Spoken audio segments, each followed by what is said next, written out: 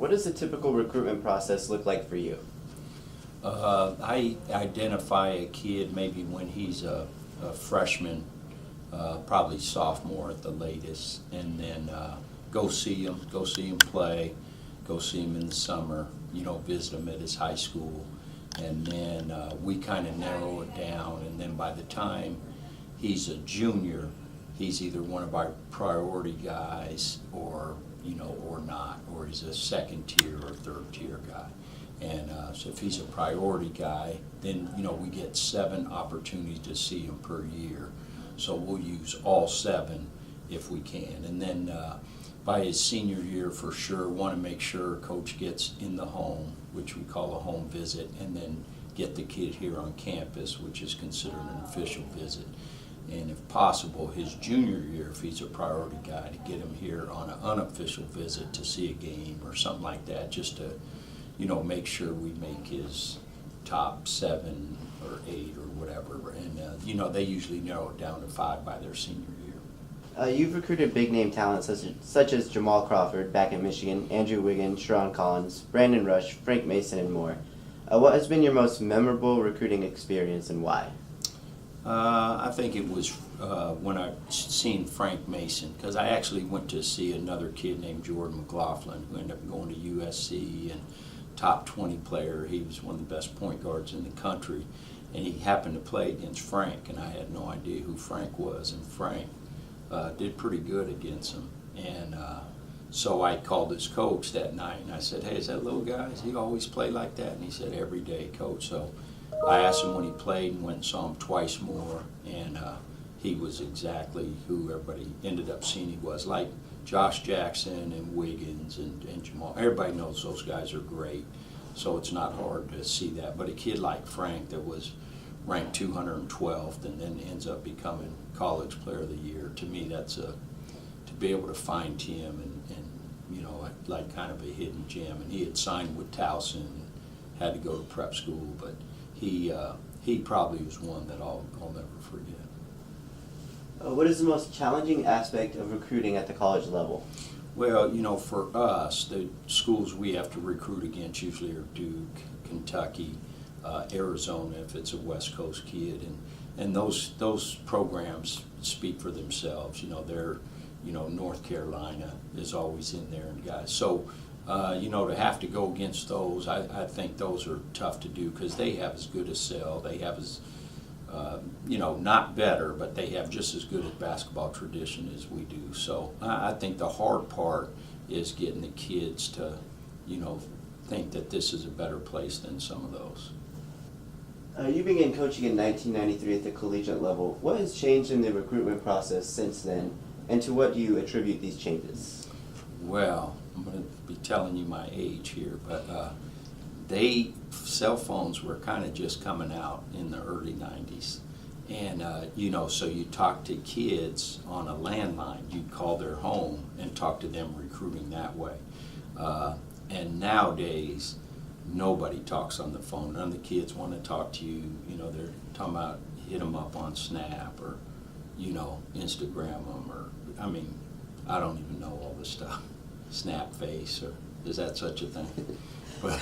But it's, so I'm telling you my age because it's just become more, social media has become so much more involved. Like all these kids, they want you to offer them, hey, do I have an offer? And if you don't offer them early, then you're not going to be in their finals. So it's, social media has created it, and all these kids are committing on social media now. And kind of dissing the other schools that were recruiting them and stuff, some of them.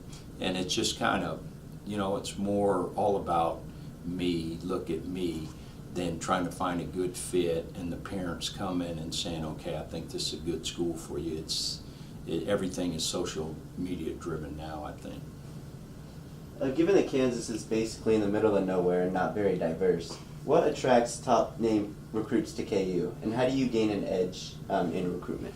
I think the tradition here and the fact that the inventor of the game, James Naismith, was the first coach. You had guys like Wilt Chamberlain played here and on and on. But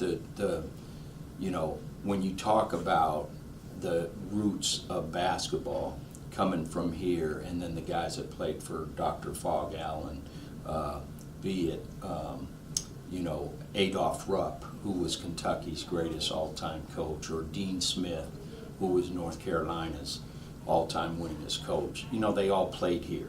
So it's, for us, I don't feel like it's in the middle of the nowhere, because it's really, you're halfway between the West Coast and halfway between the East Coast.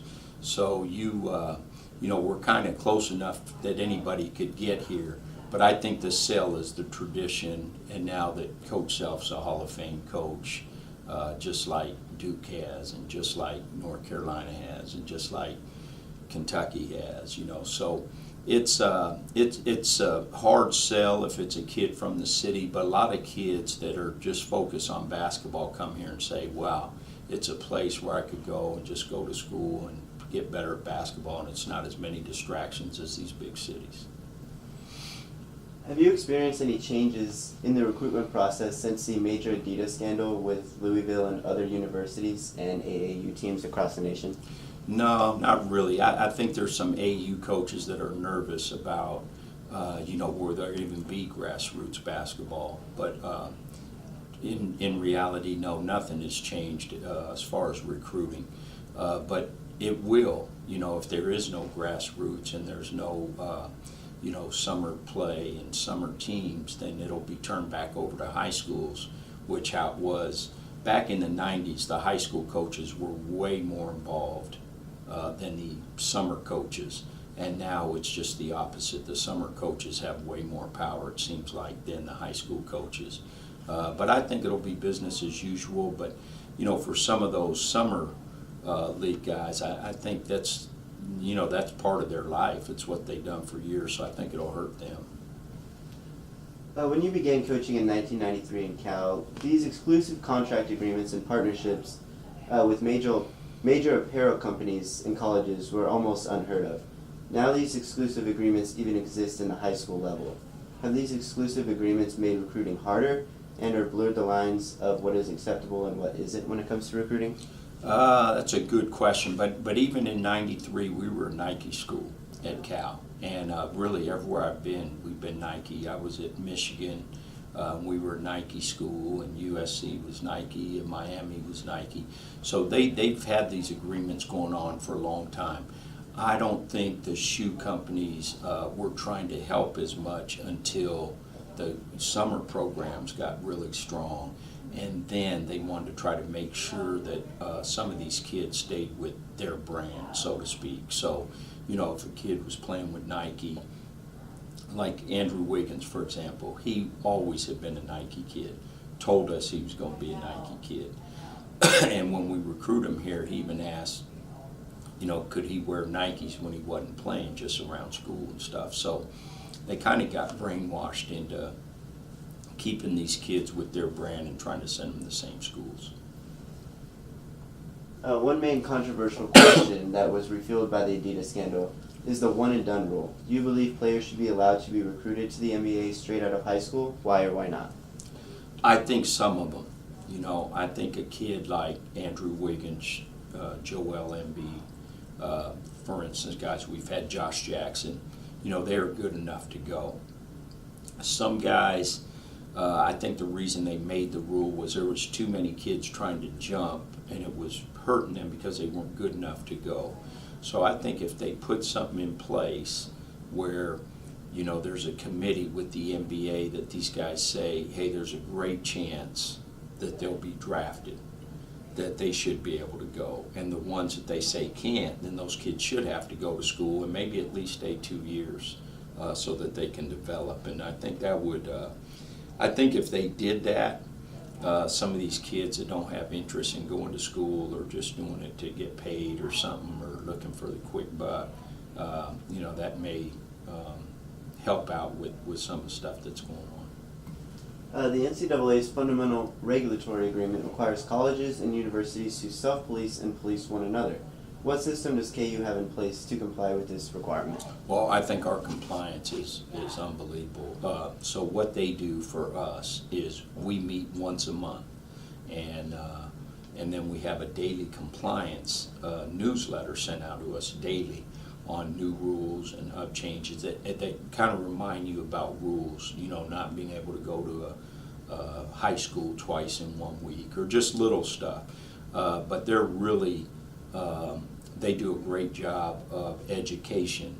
And then their rule is if there's something in a gray area, they ask you to make sure that you ask them before you do it and don't just take for granted. So it's, and we got a good relationship with them, and they're easy to talk to. And I really don't feel like they're the police. I feel like they're trying to help us. For instance, we say, hey, we're trying to do this. They may say, well, you can't do that, but maybe here's a way you could do something just as good. And it's a way to do it legally. So I think they're great at what they do. Who's the compliance committee?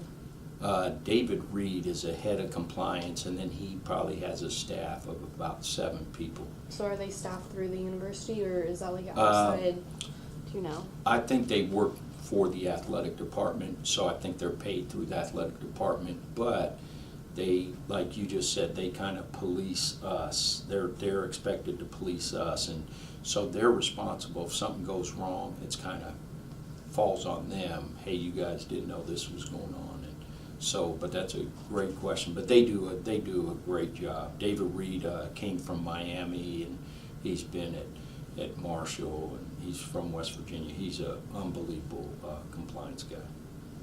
With an increased pressure on coaches to win games, what has to change to make recruiting honest and above board? I think for the most part, most coaches, there is a lot of pressure to win. But I think most coaches are really, really good people in this profession, and they're not going to jeopardize or risk, you know, their job just to win a game or 2 more. So I think the NCAA will come up with some stuff, but I think the FBI thing is going to scare everybody. Like, nobody wants to go to jail or lose their job for, you know, and most of these coaches get paid pretty good, so I think they're going to want to keep their jobs, and I think it's going to be the fact that it happened, it's going to make it better. But it is competitive, and everybody does want to win, but not at all costs, and we've never felt like that here. What changes do you anticipate seeing in the future of the NCAA?